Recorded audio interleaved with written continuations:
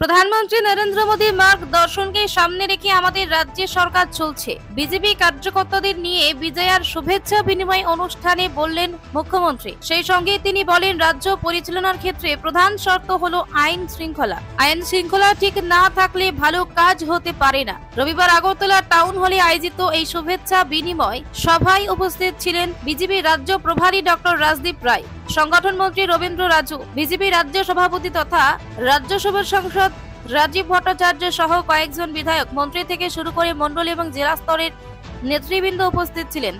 দুর্গাপুজোর পর প্রতি বছরই দলের কর্মী সমর্থকদের নিয়ে বিজয়া শুভেচ্ছা বিনিময় সভা থেকে প্রদেশ বিজেপি এদিনের অনুষ্ঠানে বক্তব্য রাখতে গিয়ে মুখ্যমন্ত্রী বলেন, বিজেপি সরকার দল সবকা সাথ সবকা বিকাশ এবং সবকা বিশ্বাসের নীতিতে কাজ করে চলেছে। রাজ্যের ক্ষেত্রেও তার ব্যতিক্রম নয়। রাজ্যে 2018 সালে বিজেপি সরকার গঠন হবার পর জনজাতিদের সার্বিক উন্নয়নে জোর দেওয়া হয়েছে। সমাজ প্রতিদের সাম্মানিক ভাতা 5,000 টাকা করা হয়েছে। প্রসঙ্গক্রমে মুখ্যমন্ত্রী বলেন, বিজেপি সরকার রাজ্যে আইন শৃঙ্খলার উপর বিশেষ জোর দিয়েছে। রাজ্য পরিচালনার ক্ষেত্রে প্রধান শর্ত হলো আইন শৃঙ্খলা। আইন শৃঙ্খলা ঠিক না থাকলে ভালো কাজ হতে পারে না।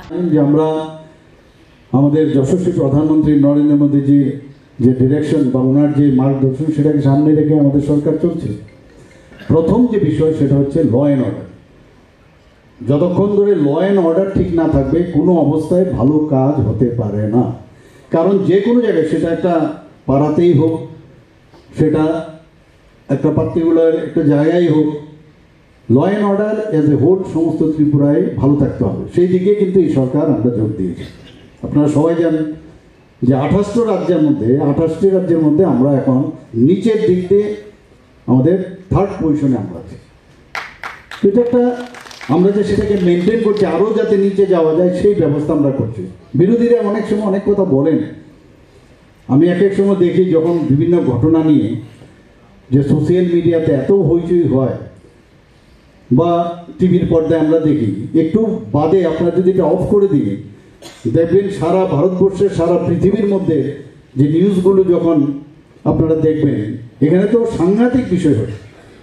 তো সেই তুলনায় আমরা যদি কম্পেয়ার করি থানা কাচারি, তাহলে তো থাকবেই না, হবে, কিন্তু দেখতে হবে কোথাও আমরা ইমিডিয়েটলি সেখানে অ্যাড্রেস করছে কিনা। আমরা আপনারা দেখেছেন যে কোনো জায়গায় কোনো সমস্যা হচ্ছে সাথে সাথে কিন্তু তার অ্যাকশন হচ্ছে।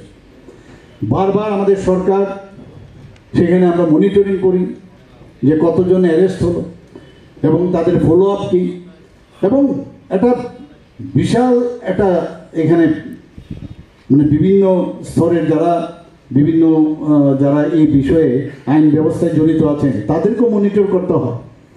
এবং এই 35 বছরের যে রাজত্বে যে বামপন্থীরা করে গেছে এখানে, বা কংগ্রেসের যে রাজত্ব, আমরা দেখেছি এগুলোর মধ্যে ইন্টারফারেন্স হতো, এবং সেই কালচার কিন্তু আমি বলছি না 100% আমরা সেটাকে নির্মূল করতে পেরেছি।